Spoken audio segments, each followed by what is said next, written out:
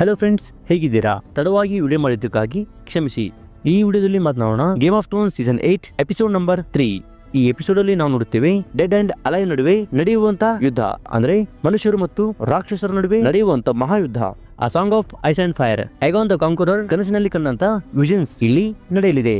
Episode ಶುರುವಿನಲ್ಲಿ ನಾವು ನೋಡುತ್ತೇವೆ Samuel ಟಾರ್ಲಿ ಯುದ್ಧದ ಪ್ರಿಪರೇಷನ್ ಅಲ್ಲಿ ಭಯಭೀತನಾಗಿದ್ದಾನೆ. ಅದೇ ಇನ್ನೊಂದೆಡೆ ಲಿಲಿಯಾನಾ ಮಾರ್ಮೋಂಟ್ ಫುಲ್ ಜೋಶಲ್ಲಿ ತನ್ನ ಸೈನಿಕರಿಗೆ ಆರ್ಡರ್ಸ್ ಕೊಡ್ತಿದ್ದಾಳೆ.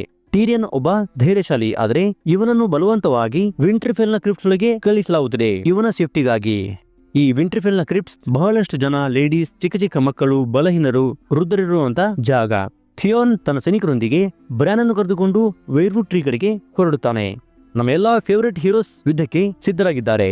ಜಾನ್ ಸ್ನೋ ಮತ್ತು ಕ್ವೀನ್ ಡಿನೇರಿಯಸ್ ಒಂದು ಎತ್ತರದ ಸ್ಥಳದಿಂದ ನೈಟ್ ಕಿಂಗ್ ಅನ್ನೇ ಹುಡುಕುತ್ತಿದ್ದಾರೆ.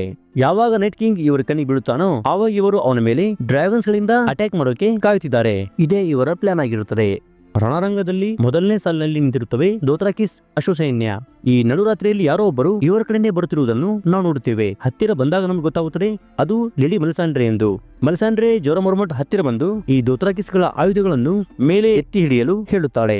ಇವಳು ಹೇಳಿದಾಗಿ ಎಲ್ಲಾ ದೋಥ್ರಾಕಿಸ್ ತಮ್ಮ ತಮ್ಮ ಆಯುಧಗಳನ್ನು ಎತ್ತಿ ಹಿಡಿದಾಗ ಮೆಲಿಸಾಂಡ್ರೆ ಕೆಲವು ಮಂತ್ರಗಳಿಂದ ಈ ಎಲ್ಲಾ ಆಯುಧಗಳಿಗೆ ಬೆಂಕಿ ಹಚ್ಚುತ್ತದೆ. ಮೊದಲೇ ಈ ದೋಥ್ರಾಕಿಸ್ ಭಯಂಕರವಾಗಿ ಫೈಟ್ ಮಾಡುವವರು. ಈಗ ಇವರ ಕೈಗೆ ಉರಿಯುತ್ತಿರುವ ಬೆಂಕಿಯ ಆಯುಧಗಳಿಂದ ಎಲ್ಲಿಲ್ಲದ ಜೋಶ್ ಇವರಲ್ಲಿ ಹುಟ್ಟಿಕೊಳ್ಳುತ್ತದೆ. ಈ ನಯನ ಮನೋಹರ ದೃಶ್ಯವನ್ನು ಸಾನ್ಸಾ, ಆರ್ಯ ಮತ್ತು ಸೆರಡಾವೋಸ್ ಮೇಲಿಂದ ನೋಡ್ತಿದ್ದಾರೆ. ಇದಕ್ಕಿಂತ ಮೊದಲು ಸೆರಡಾವೋಸ್ ಮೆಲಿಸಾಂಡ್ರೆಗೆ ಇವಳು ಮಾಡಿದ ತಪ್ಪಿಗೆ ಇನ್ನೊಮ್ಮೆ ನೀನ್ ನನ್ನ ಕಣ್ಣಿಗೆ ಏನಾದ್ರೂ ಕಾಣಿಸಿದ್ರೆ ನಾನು ನಿನ್ನನ್ನು ಎಕ್ಸಿಕ್ಯೂಟ್ ಮಾಡುತ್ತೇನೆಂದು ವಾರ್ನಿಂಗ್ ಕೊಟ್ಟಿದ್ದರು. ಮೆಲಿಸಾಂಡ್ರೆ ಒಳಗೆ ಬಂದು ಸೆರಡಾವೋಸ್ ಹೇಳುತ್ತಾಳೆ, ನೀವು ನನ್ನನ್ನು ಕೊಲ್ಲೋಕೆ ಅವಶ್ಯಕತೆ ಇಲ್ಲ, ಏಕೆಂದರೆ ಬೆಳಗಾಗುವ ಮೊದಲೇ ನಾನೇ ಸಾಯಲಿದ್ದೇನೆಂದು ಹೇಳಿ ಒಳನಡೆಯುತ್ತಾಳೆ. ಫ್ರಂಟ್ ಲೈನ್ ಅಲ್ಲಿ ದೋಥ್ರಾಕಿಸ್ ವೈಟ್ಸ್ ಗಳ ಮೇಲೆ ಆಕ್ರಮಣ ನಡೆಸಲು ಮೊದಲಿಜ್ಜೆ ಹಾಕುತ್ತಾರೆ. ಇವರೆಲ್ಲರೂ ಫುಲ್ ಜೋಶಲ್ಲೇನೋ ಹೋಗುತ್ತಾರೆ. ಆದರೆ ಕೆಲವು ನಿಮಿಷಗಳಲ್ಲಿ ಇವರೆಲ್ಲರ ಬೆಂಕಿಯ ಆಯುಧಗಳು ಆರೆ ಹೋಗುತ್ತವೆ. ಎಲ್ಲ ಸೈಲೆಂಟ್ ಆಗಿ ಹೋಗುತ್ತದೆ. ಅಲ್ಲೇ ನಡೀತಿದೆ ಎಂದು ಯಾರಿಗೂ ಗೊತ್ತೇ ಆಗುವುದಿಲ್ಲ. ಸ್ವಲ್ಪ ಸಮಯದ ನಂತರ ಜೋರಾ ಮಾರ್ಮೋಂಟ್ ಮತ್ತು ಇನ್ ಕೆಲವು ಉಳಿದ ದೋಥ್ರಾಕಿಸ್ ಹೆದರಿ ವಾಪಸ್ ಓಡಿಬಿಡುತ್ತಾರೆ. ಅಲ್ಲೇ ನಡೆದಿದೆ, ಏನ್ ನೋಡಿದ್ದಾರೆಂದು ಎಕ್ಸ್ಪ್ಲೇನ್ ಮಾಡೋಕೆ ಇವರಿಂದ ಆಗುತ್ತಿಲ್ಲ, ಅಂದ್ರೆ ಅಷ್ಟು ಭಯಭೀತರಾಗಿದ್ದಾರೆ. ಇಲ್ಲಿಗ ಸಾಯ್ತಿರೋದು ಡಿನೇರಿಯಸ್ ಆರ್ಮಿನೇ. ಇವಳಿಂದ ಇದನ್ನೆಲ್ಲ ನೋಡಲು ಆಗುತ್ತಿಲ್ಲ. ಅದಕ್ಕಾಗಿ ಇವಳು ತನ್ನ ಪ್ಲಾನ್ ಅನ್ನು ಪಕ್ಕಕ್ಕಿಟ್ಟು ಇವಳು ಸಹ ಡ್ರ್ಯಾಗನ್ ನೊಂದಿಗೆ ಯುದ್ಧ ಭೂಮಿ ಕಡೆಗೆ ಹಾರುತ್ತಾಳೆ. ಇವರ ಪ್ಲಾನ್ ಏನಿತ್ತೆಂದರೆ ಇವರಿಬ್ಬರು ಇಲ್ಲಿ ಬಚ್ಚಿಟ್ಟುಕೊಂಡು ನೈಟ್ ಕಿಂಗ್ ಅನ್ನು ಲೊಕೇಟ್ ಮಾಡಿ ಡೈರೆಕ್ಟ್ ಆಗಿ ಅವನ ಮೇಲೆ ಅಟ್ಯಾಕ್ ಮಾಡೋಕೆ ಅಂತಾನೆ ಕಾಯುತ್ತಿದ್ದವರು. ಡಿನೇರಿಯಸ್ ಮತ್ತು ಜಾನ್ ತಮ್ಮ ತಮ್ಮ ಡ್ರ್ಯಾಗನ್ಸ್ ಗಳಿಂದ ವೈಟ್ಸ್ ಗಳ ಮೇಲೆ ಬೆಂಕಿ ಉಳಿಸುತ್ತಿದ್ದಾರೆ. ಈ ವೈಟ್ಸ್ ಗಳ ಸಂಖ್ಯೆ ನಮ್ಮವರ ಸೈನ್ಯಕ್ಕಿಂತ 10 ಪಟ್ಟು ದೊಡ್ಡದಾಗಿರುತ್ತದೆ. ಈ ವೈಟ್ಸ್ ಗಳಲ್ಲಿ ಜಾಯಿಂಟ್ಸ್ ಗಳು ಸಹ ಇರುತ್ತವೆ. ಇವುಗಳನ್ನು ತಡೆಯಲು ನಮ್ಮವರಿಂದ ಸಾಧ್ಯವಾಗುತ್ತಿಲ್ಲ. ಇಲ್ಲೊಂದು ಸಿಚುವೇಶನ್ ಹೀಗೂ ಬರುತ್ತದೆ. ಬ್ರಿಯಾನ್ ಅನ್ನು ಜೈಮಿ ಕಾಪಾಡುತ್ತಾನೆ, ಜೆಮಿಯನ್ನು ಡ್ರ್ಯಾಗನ್ ಕಾಪಾಡುತ್ತದೆ. ಜಸ್ಟ್ ಹಿಂದಿನ ಎಪಿಸೋಡ್ ಅಲ್ಲಿ ಈ ಜೆಮಿ ಡ್ರ್ಯಾಗನ್ ಮೇಲೆ ಅಟ್ಯಾಕ್ ಮಾಡುತ್ತಿದ್ದವನು ಈಗ ಅದೇ ಡ್ರ್ಯಾಗನ್ ಜೊತೆಗೂಡಿ ವೈಟ್ಸ್ ಗಳ ವಿರುದ್ಧ ಹೋರಾಡುತ್ತಿದ್ದಾನೆ. ಜಾನ್ ಸ್ನೋ ಮೇಲೆ ಹಾರಾಡುತ್ತಿರುವಾಗ ಇವನು ವೈಟ್ ವಾಕರ್ಸ್ ಗಳನ್ನು ಗಮನಿಸುತ್ತಾನೆ. ಇವನು ಇನ್ನೇನು ಈ ವಾಕರ್ಸ್ ಗಳ ಮೇಲೆ ಅಟ್ಯಾಕ್ ಮಾಡುವಷ್ಟರಲ್ಲಿ ಒಂದು ದೊಡ್ಡ ಹಿಮ ಬಿರುಗಾಳಿ ಬೀಸಿ ಎಲ್ಲಾ ಕಡೆ ಮಂಜು ಆವರಿಸಿಕೊಳ್ಳುತ್ತದೆ. ಅಕ್ಕಪಕ್ಕ ಏನೇನಿದೆ ಎಂದು ಯಾರಿಗೂ ಏನು ಕಾಣಿಸುತ್ತಿಲ್ಲ. ವಿಂಟರ್ಫೆಲ್ ಅಲ್ಲಿ ಆರ್ಯ ಸಾನ್ಸಾಗೆ ಒಂದು ಡ್ರ್ಯಾಗನ್ ಗ್ಲಾಸ್ ಅನ್ನು ಕೊಟ್ಟು ಈಗ ಸಮಯ ಬಂದಿದೆ, ನೀನು ಸಹ ವಿಂಟರ್ಫೆಲ್ ನ ಕ್ರಿಪ್ಟ್ಸ್ ಗೆ ಹೋಗು ಎಂದು ಹೇಳುತ್ತಾಳೆ. ಸಾನ್ಸಾ ಹೇಳುತ್ತಾಳೆ, ಈ ಆಯುಧವನ್ನು ಯೂಸ್ ಮಾಡುವುದು ಹೇಗೆಂದು ನನಗೆ ಗೊತ್ತಿಲ್ಲವೆಂದಾಗ ಆರ್ಯ ಒಂದು ಡೈಲಾಗ್ ಹೊಡೆಯುತ್ತಾಳೆ, stick them with the point end ಎಂದು. ಇದೇ ಡೈಲಾಗ್ ಅನ್ನು ಒಂದ್ಸಲ ಜಾನ್ ಸ್ನೋ ಆರ್ಯಗೆ ನೀಡಲ್ ಖಡ್ಗವನ್ನು ಕೊಟ್ಟು ಹೇಳಿದ ಡೈಲಾಗ್. ಲಾರ್ಡ್ ಕಮಾಂಡರ್ ಆದ ಎಡ್ ಸ್ಯಾಮ್ ಅನ್ನು ಕಾಪಾಡಲು ಹೋಗಿ ತನ್ನ ಜೀವವನ್ನು ಕಳೆದುಕೊಳ್ಳುತ್ತಾನೆ. ಇಲ್ಲಿ ಸ್ಯಾಮ್ ಇರಬಾರದಿತ್ತು. ಇವನು ಕೂಡ ಬಾಕಿ ಉಳಿದ ಜನರ ಜೊತೆ ವಿಂಟರ್ಫೆಲ್ ನ ಕ್ರಿಪ್ಟ್ಸ್ ಅಲ್ಲಿ ಇರಬೇಕಿತ್ತು. ಕ್ರಿಪ್ಟ್ಸ್ ಅಲ್ಲಿ ಟೀರಿಯನ್ ತಾನಿರುವ ಸ್ಥಳದಿಂದ ಕೋಪಗೊಂಡಿದ್ದಾನೆ. ನಾನು ಬ್ಯಾಟಲ್ ಆಫ್ ಬ್ಲಾಕ್ ವಾಟರ್ ಅಲ್ಲಿ ಒಂದು ಆರ್ಮಿನೇ ಲೀಡ್ ಮಾಡಿದವನು, ಇಲ್ಲೂ ನನಗೆ ಆ ಪೊಸಿಷನ್ ಕೊಡಬೇಕಿತ್ತು, ಹೀಗೆ ಕ್ರಿಪ್ಟ್ಸ್ ಅಲ್ಲಿ ಬಿಡಬಾರದಿತ್ತು, ಇದಕ್ಕೆ ನಾನು ಯೋಗ್ಯನಲ್ಲವೆಂದು ಬೇಜಾರಾಗಿದ್ದಾನೆ. ಇದಕ್ಕೆ ಸಾನ್ಸಾ ಟೀರಿಯನ್ ಹೇಳುತ್ತಾಳೆ, ನೀನ್ ಮೇಲೆ ಇದ್ದರೆ ಇಷ್ಟೊತ್ತಿಗೆ ನೀನು ಸತ್ಯ ಹೋಗುತ್ತಿದ್ದೆ, ನೀನ್ ಇಲ್ಲೇ ಸೇಫ್ ಎಂದು ತಿಳಿಸಿ ಸಮಾಧಾನ ಮಾಡುತ್ತಾಳೆ. ಎಲ್ಲಾ ವೈಟ್ಸ್ ಮುನ್ನುಗ್ಗಿ ಜನರನ್ನು ಭೀಕರವಾಗಿ ಕೊಲ್ಲುತ್ತಾ ಇವುಗಳು ವಿಂಟರ್ಫೆಲ್ ಗೆ ತುಂಬಾ ಹತ್ತಿರ ಹೋಗುತ್ತವೆ. ಇಲ್ಲಿ ಗ್ರೇ ವಾರ್ಮ್ ತನಗೆ ಎಷ್ಟು ಸಾಧ್ಯವಾಗುತ್ತೋ ಅಷ್ಟು ಸೈನಿಕರನ್ನು ಒಳಗೆ ಕರೆಸಿ ಗೇಟ್ ಅನ್ನು ಕ್ಲೋಸ್ ಮಾಡುತ್ತಾನೆ. ಬಹಳಷ್ಟು ಅನ್ಸಲಿಡ್ ಇಲ್ಲಿ ವೈಟ್ಸ್ ಗಳಿಂದ ಸಾವನ್ನಪ್ಪುತ್ತಾರೆ. ಜಾನ್ ಸ್ನೋನ ಟೀಮ್ ಯುದ್ಧದ ಮೊದಲೇ ವಿಂಟರ್ಫೆಲ್ ಕೋಟೆಯ ಸುತ್ತಮುತ್ತ ಎಲ್ಲಾ ಕಡೆ ವುಡನ್ ಟ್ರೆಂಚ್ ಹಾಕಿದ್ದರು, ಅವಶ್ಯಕತೆ ಇದ್ದಾಗ ಇವುಗಳಿಗೆ ಬೆಂಕಿ ಹಚ್ಚಲೆಂದು. ಈಗ ಸಮಯ ಬಂದಿದೆ. ಸೆರಡಾವೋಸ್ ಡ್ರ್ಯಾಗನ್ ಮೇಲೆ ಕುಳಿತಿರುವ ಜಾನ್ ಗೆ ಸಿಗ್ನಲ್ ಕೊಡುತ್ತಿದ್ದಾರೆ ವುಡನ್ ಟ್ರೆಂಚ್ ಗಳಿಗೆ ಬೆಂಕಿ ಹಚ್ಚಲು. ಆದ್ರೆ ಎಲ್ಲಾ ಕಡೆ ಮಂಜು ಆವರಿಸಿಕೊಂಡಿರುವುದರಿಂದ ಇವರ ಸಿಗ್ನಲ್ ಜಾನ್ ಗೆ ಕಾಣಿಸುತ್ತಿಲ್ಲ. ಎಲ್ಲರೂ ಈ ವುಡನ್ ಟ್ರೆಂಚ್ ಗಳಿಗೆ ಬೆಂಕಿ ಹಚ್ಚಲು ತುಂಬಾ ಹರಸಾಹಸ ಪಡುತ್ತಿದ್ದಾರೆ. ಯಾರಿಂದಲೂ ಈ ಟ್ರೆಂಚ್ ಗಳಿಗೆ ಬೆಂಕಿ ಹಚ್ಚಲಾಗುತ್ತಿಲ್ಲ. ಕೊನೆಗೆ ಲೇಡಿ ಮೆಲಿಸಾಂಡ್ರೆ ಅನ್ಸಲಿಡ್ ಗಳಿಂದ ಸ್ಪೆಷಲ್ ಪ್ರೊಟೆಕ್ಷನ್ ತೆಗೆದುಕೊಂಡು ಈ ಟ್ರೆಂಚ್ ಹತ್ತಿರ ಬಂದು ಇವುಗಳ ಮೇಲೆ ಕೈ ಇಟ್ಟು ಕೆಲವು ಮಂತ್ರಗಳನ್ನು ನಡೆಯುತ್ತಾಳೆ. ಇವಳ ಈ ಮಂತ್ರಗಳು ಸ್ವಲ್ಪ ತಡವಾಗಿ ಕೆಲಸ ಮಾಡುತ್ತವೆ. ಆಗ ವಿಂಟರ್ಫೆಲ್ ನ ಸುತ್ತಮುತ್ತ ಒಂದು ಬೃಹತ್ ಬೆಂಕಿಯ ಅಗ್ನಿರೇಖೆ ಉರಿಯುತ್ತದೆ. ಈಗ ವೈಟ್ಸ್ ಗಳು ಅಲ್ಲಲ್ಲಿ ಸ್ಟಾಪ್ ಆಗಿದೆ. ಈ ಅಗ್ನಿರೇಖೆಯನ್ನು ದಾಟಿ ಬರುತ್ತಿಲ್ಲ. ಮಲಿಸಂಡ್ರೆ ಮೊದಲಿಂದಾನು ತನ್ನ ಈ ಬೆಂಕಿಯ ಪವರ್ ಇಂದ ಜನರ ಜೀವವನ್ನು ತೆಗೆಯುತ್ತಿದ್ದವಳು. ಆದ್ರೆ ಈಗ ಇವಳ ಈ ಪವರ್ ಜನರ ಉಪಯೋಗಕ್ಕೆ ಬರುತ್ತಿದೆ. ವೇರ್ವುಡ್ ಟ್ರೀ ಕೆಳಗಡೆ ಥಿಯಾನ್ ಬ್ರಾನ್ಗೆ ಕ್ಷಮೆ ಕೇಳುತ್ತಿದ್ದಾನೆ. ನಾನು ಮಾಡಬಾರದ ತಪ್ಪುಗಳನ್ನು ಮಾಡಿದ್ದೇನೆಂದು ಪಶ್ಚಾತ್ತಾಪ ಪಡುತ್ತಿದ್ದಾನೆ. ಇದಕ್ಕೆ ಡ್ರೇವನ್ ಬ್ರಾನ್ ಹೇಳುತ್ತಾನೆ, ಮಾಡಬಾರದ ಕೆಲಸ ಮಾಡಿದಕ್ಕೇನೆ ನೀನ್ ಈ ಪೊಸಿಷನ್ಗೆ ಬಂದಿದ್ದೀಯಾ ಎಂದು.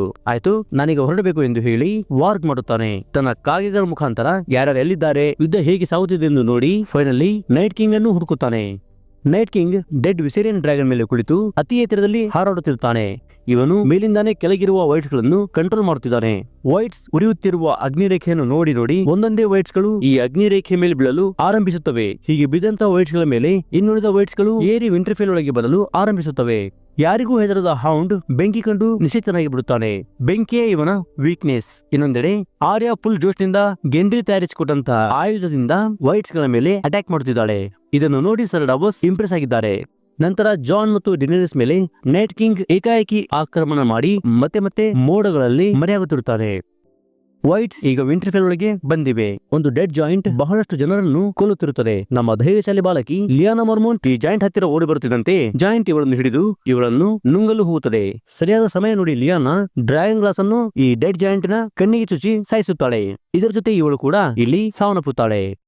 ಸ್ತಬ್ಧನಾಗಿ ನಿಂತಿರುವ ಹೌಂಡ್ ಅನ್ನು ಬೆರಿಕ್ ಎಷ್ಟು ಸಲ ಆವಾಜ್ ಹಾಕಿದರೂ ನಾರ್ಮಲ್ ಗೆ ಬರದವನು ಆರ್ಯಾಳ ಪರದಾಟ ನೋಡಿದ ಮೇಲೆ ಆಗಿವನು ಎಚ್ಚೆತ್ತುಕೊಳ್ಳುತ್ತಾನೆ.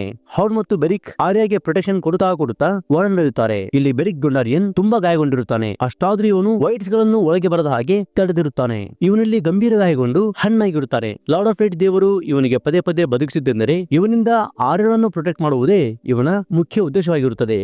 ಇಲ್ಲಿಗೆ ಇವನ ಕರ್ತವ್ಯ ಮುಕ್ತಾಯವಾಯಿತು. ಅಂದ್ರೆ ಇವನು ಇಲ್ಲಿ ಸಾಯುತ್ತಾನೆ. ಫೈನಲಿ ಮಲಿಸಾಂಡ್ರೆ ಆರ್ಯಳ ಮುಂದೆ ಬಂದು ನಿಲ್ಲುತ್ತಾಳೆ. ಇದಕ್ಕಿಂತ ಮೊದಲು ಮಲಿಸಾಂಡ್ರೆ ಆರ್ಯಗೆ ನಾವಿಬ್ಬರು ಮತ್ತೆ ಭೇಟಿಯಾಗಲಿದ್ದೇವೆ ಎಂದು ಹೇಳಿದಳು. ಇವಳ ಭವಿಷ್ಯವಾಣಿ ನಿಜವಾಯಿತು.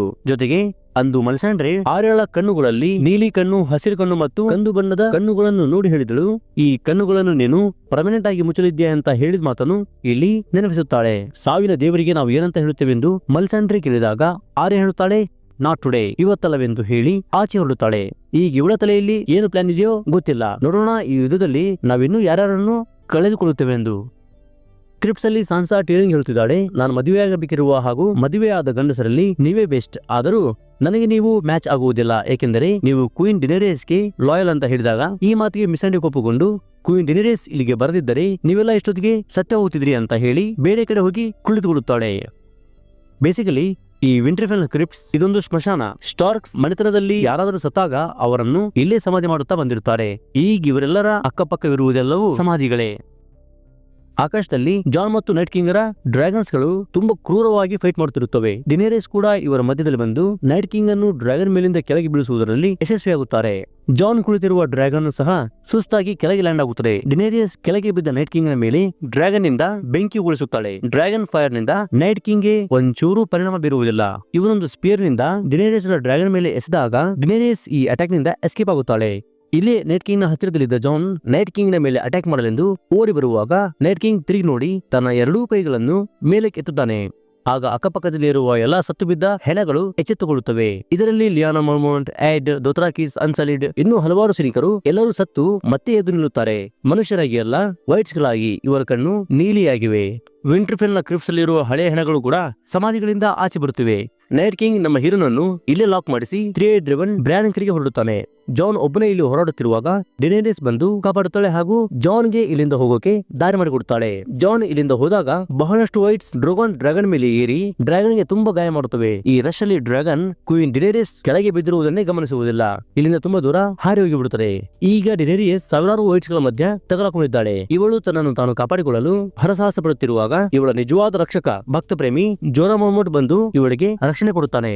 ಜಾನ್ ಸ್ನೋ ಬ್ರ್ಯಾನ್ ಕಡೆಗೆ ಹೋಗಬೇಕೆಂದರೆ ಡೆಡ್ ಡ್ರ್ಯಾಗನ್ ಇವನ ದಾರಿಗೆ ಅಡ್ಡವಾಗಿ ನಿಂತಿರುತ್ತದೆ. ಥಿಯಾನ್ ಬ್ರ್ಯಾನ್ ಗೆ ತುಂಬಾ ಚೆನ್ನಾಗಿ ಪ್ರೊಟೆಕ್ಷನ್ ಕೊಡುತ್ತಿದ್ದಾನೆ.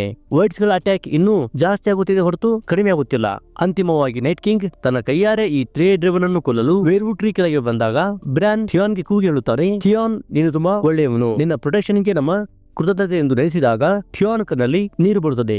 ಇವನು ಒಂದು ಸ್ಪಿಯರ್ ಅನ್ನು ತೆಗೆದುಕೊಂಡು ನೈಟ್ ಕಿಂಗ್ ಅನ್ನು ಕೊಲ್ಲಲು ಹತ್ತಿರ ಬಂದಾಗ ನೈಟ್ ಕಿಂಗ್ ಇವನ ಸ್ಪಿಯರ್ ಅನ್ನು ಕಸಿದು ಥಿಯಾನ್ ಅನ್ನೇ ಕೊಂದಾಗುತ್ತಾನೆ. ಬ್ಯಾಕ್ ಗ್ರೌಂಡ್ ಅಲ್ಲಿ ನಾವು ಒಂದು ಮ್ಯೂಸಿಕ್ ಕೇಳುತ್ತಿದ್ದೇವೆ. ಇದು ರಾಮಿನ್ ಡಿಜವಡಿಯವರ ಮತ್ತೊಂದು ಅದ್ಭುತ sound track. Night king bran ಹತ್ತಿರ ಬಂದು ಇನ್ನೇನು ಬ್ರ್ಯಾನ್ ಅನ್ನು ಕೊಲ್ಲುವಷ್ಟರಲ್ಲೇ ಹಿಂದೆಯಿಂದ ಆರ್ಯ ಸ್ಟಾರ್ಕ್ ಕಣ್ಣು ಪಿಳಿಕಿಸುವ ಸ್ಪೀಡ್ ಅಲ್ಲಿ ನೈಟ್ ಕಿಂಗ್ ನ ಮೇಲೆ ಎಗರುತ್ತಾಳೆ. ಅಷ್ಟೇ ಸ್ಪೀಡ್ ಅಲ್ಲಿ ನೈಟ್ ಕಿಂಗ್ ಸಹ ಇವಳನ್ನು ಬ್ಲಾಕ್ ಮಾಡುತ್ತಾನೆ. ಆಗ ಆರ್ಯ ತನ್ನ ಎಡಗೈಯಲ್ಲಿದ್ದ ವಿಲೇರಿಯನ್ ಡ್ಯಾಗರ್ ಅನ್ನು ಬಲಗೈ ಕಡೆಗೆ ಬೀಳಿಸಿ ನೈಟ್ ಕಿಂಗ್ ನ ಕತೆ ಮುಗಿಸುತ್ತಾಳೆ. ನೈಟ್ ಕಿಂಗ್ ವಿಲೇರಿಯನ್ ಚಾಕುವಿನ ಹೊಡೆತಕ್ಕೆ ಪುಡಿ ಆಗಿಬಿಡುತ್ತಾನೆ. ಇವನು ಸತ್ತ ನೆಕ್ಸ್ಟ್ ಸೆಕೆಂಡೇ ಎಲ್ಲಾ ವೈಟ್ ವಾಲ್ಕರ್ಸ್ ಶಾಟರ್ಡ್ ಆಗಿಬಿಡುತ್ತಾರೆ. ಇದರ ಜೊತೆ ಎಲ್ಲಾ ವೈಟ್ಸ್ ಮತ್ತು ವಿಷೇರಿಯನ್ ಡೆಡ್ ಡ್ರ್ಯಾಗನ್ ಸಹ ನೆಲಕ್ಕೆ ಬಿಡುತ್ತವೆ. ಒಂದು ಸಿಂಗಲ್ ಸ್ಟಾರ್ ಹುಡುಗಿ ಇಡೀ ಮಾನವ ಕುಲವನ್ನೇ ಕಾಪಾಡಿದಳು. ಇವಳು ಬ್ರೌಸ್ಗೆ ಹೋಗಿ ಟ್ರೈನಿಂಗ್ ಪಡೆದು ಕ್ಯಾಟ್ ಸ್ಕಿಲ್ ಅನ್ನು ಇಂಪ್ರೂವ್ ಮಾಡಿಕೊಂಡು ಬಂದಿದ್ದಕ್ಕೂ ಸಾರ್ಥಕವಾಯಿತು. ಮೆಲಿಸಾಂಡ್ರೆ ಇಷ್ಟು ದಿನಗಳಿಂದ ಹುಡುಕುತ್ತಿದ್ದ ಆ ಅಜೋರ್ ಅಹಾಯ್ ಇವಳಾದಳು. ಫುಲ್ ಆಫ್ ವೈಲೆಂಟ್ ಆಗಿದ್ದ ವಿಂಟರ್ಫೆಲ್ ಎಕ್ದಮ್ ಸೈಲೆಂಟ್ ಆಗಿದ್ ನೋಡಿ ಎಲ್ಲಾ ಜನರು ಕನ್ಫ್ಯೂಸ್ ಆಗುತ್ತಾರೆ. ಏನಾಯ್ತು ಅಂತ ಯಾರಿಗೂ ಅರ್ಥ ಆಗುತ್ತಿಲ್ಲ. ಜೋರಾಹ್ ಮಾರ್ಮೋಂಟ್ ಡಿನೇರಿಯಸ್ಗೋಸ್ಕರ ಹೋರಾಡಿ ಗಂಭೀರ ಗಾಯಗೊಂಡು ಇಲ್ಲಿ ಇವನು ಡಿನೇರಿಯಸ್ ಮಡಿಲಲ್ಲೇ ಕೊನೆಯುಸಿರೆಳೆಯುತ್ತಾನೆ. ಸೂರ್ಯೋದಯವಾಗುತ್ತಿದ್ದಂತೆ ರೆಡ್ ವುಮೆನ್ ಲೇಡಿ ಮೆಲಿಸಾಂಡ್ರೆ ವಿಂಟರ್ಫೆಲ್ ನಿಂದ ಆಚೆಯ ಹೆಜ್ಜೆ ಹಾಕುತ್ತಾಳೆ. ಕಳೆದ ರಾತ್ರಿ ಇವಳು ಹೇಳಿದ ಹಾಗೆಯೇ ಇವಳು ಗಾಳಿಯಲ್ಲಿ ಮರೆಯಾಗುತ್ತಾಳೆ. ಅಂದ್ರೆ ಇವಳು ಮುಕ್ತಿ ಪಡೆಯುತ್ತಾಳೆ. ಇದರ ಜೊತೆನೆ ಮುಕ್ತಾಯವಾಗುತ್ತದೆ most awaited great war of Winterfell episode. ಈ ವಿಡಿಯೋ ನಿಮಗೆ ಇಷ್ಟವಾದಲ್ಲಿ ದಯವಿಟ್ಟು ಲೈಕ್ ಮಾಡಿ, ಶೇರ್ ಮಾಡಿ ಹಾಗೂ ಈ ಚಾನೆಲ್ ಅನ್ನು ಸಬ್ಸ್ಕ್ರೈಬ್ ಮಾಡಿ. ಧನ್ಯವಾದಗಳು.